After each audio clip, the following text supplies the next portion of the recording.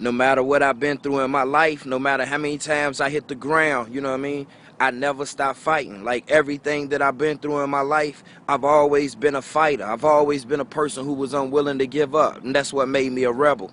Some people are so stressed and congested by what's going on or what's not going on inside of their life to the point where it weighs them down and they keep their head down and they never get a chance to just look up and see the beauty of the sky. The devil had me under a death sentence, but God gave me a reversal and overturned my conviction on appeal.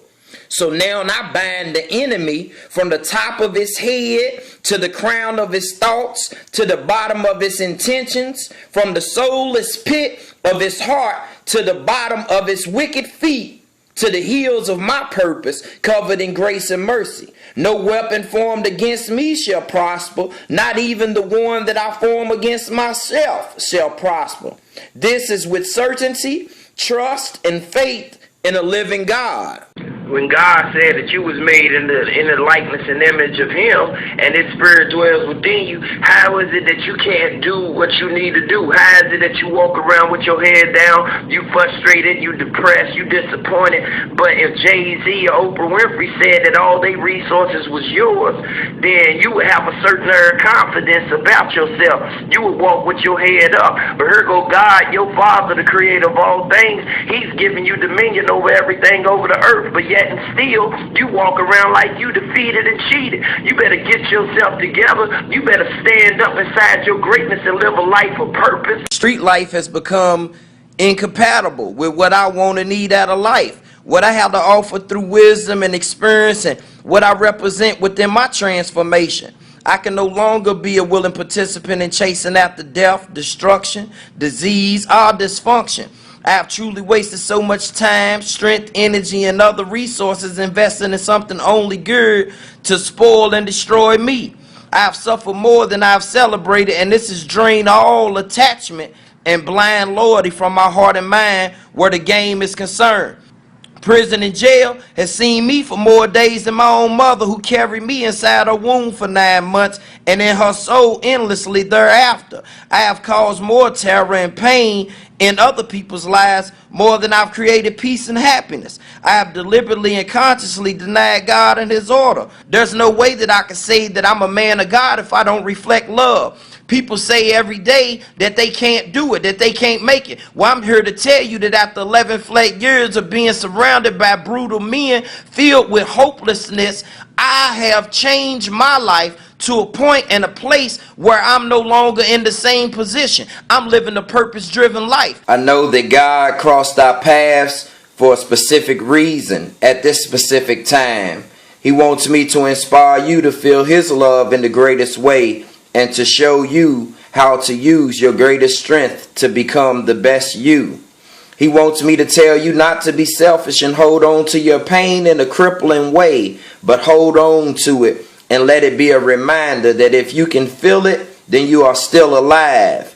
He told me to tell you that you should have been rejoicing, that your life has been spared so that you may be a life changer. You are somebody's angel.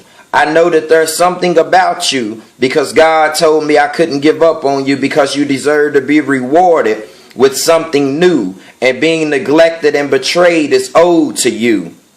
You were spared on purpose for a purpose. You just have to find meaning and the suffering stops. I know that you are amazing, not because I've known you my whole life, but because the same God who created me created you, and I think I'm dope. So God had to make you fly with wings. I believe in you because I believe in me. We are worn with pain. Right now it's just your time to grow from the burn. But I'll have it to bear, and you'll be free to be strong for me, as I want to be strong for you, my friend.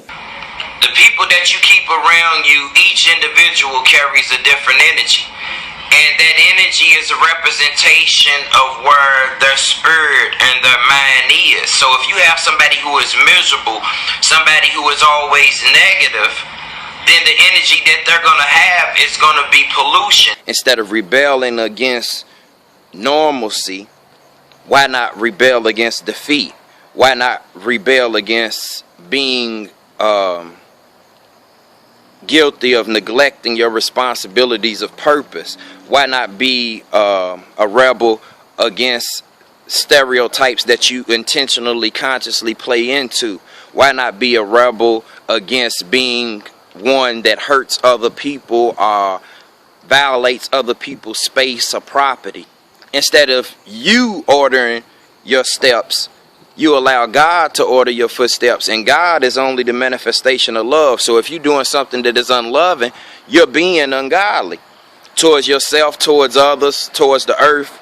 So today, I want to encourage the people that may be viewing this video, listening to my voice, to understand, but not only understand, respect that we have to be able to think outside of our own thinking. We have to have people in our life that challenges us to think in a different manner, or else we'll continue to think the same way that we've been thinking, which will create the feelings that we have already been feeling and will continue to feel, and that will create the same behavior, and the same behavior will create the results, the same results that we've been getting.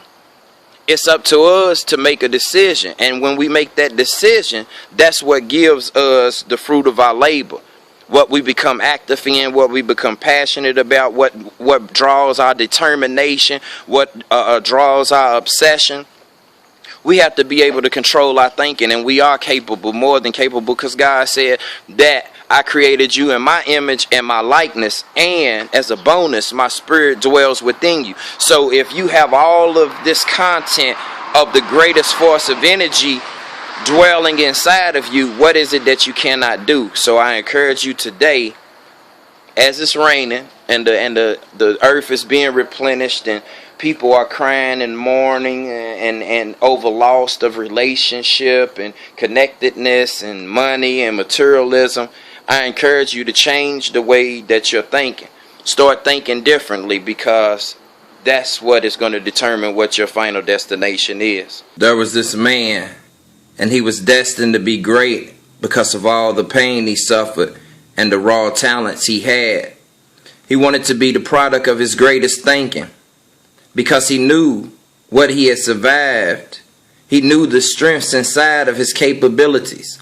He was a chess player, far from mediocre, but not close to being a master.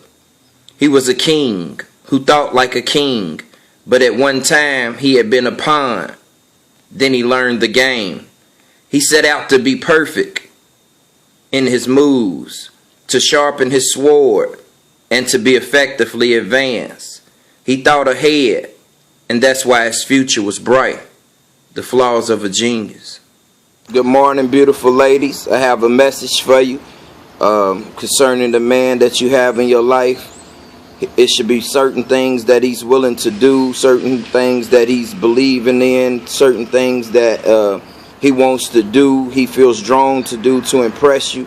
The number one thing should be that he believes in God. Number 2, he believes in himself. Number 3, that he believes in you. Number 4, that he believes in your partnership, that he's willing to bring something new every day. 5, he should definitely always want to create something that is healthy, never bring anything toxic to the relationship. Number 6, he should definitely have a hustle, more than one hustle. He should be able to make things happen that, you know what I mean, you are not capable of making happen, but still be able to be submissive to you and take your advice, your ideas, and implement them into his own plan of action. He should definitely have a swag about himself, meaning he stay groomed, that he carries himself like a gentleman, that he's polite, that he know how to communicate emotions outside of anger. He should be able to be loving towards you. If you have kids, definitely be able to be a good role model for them.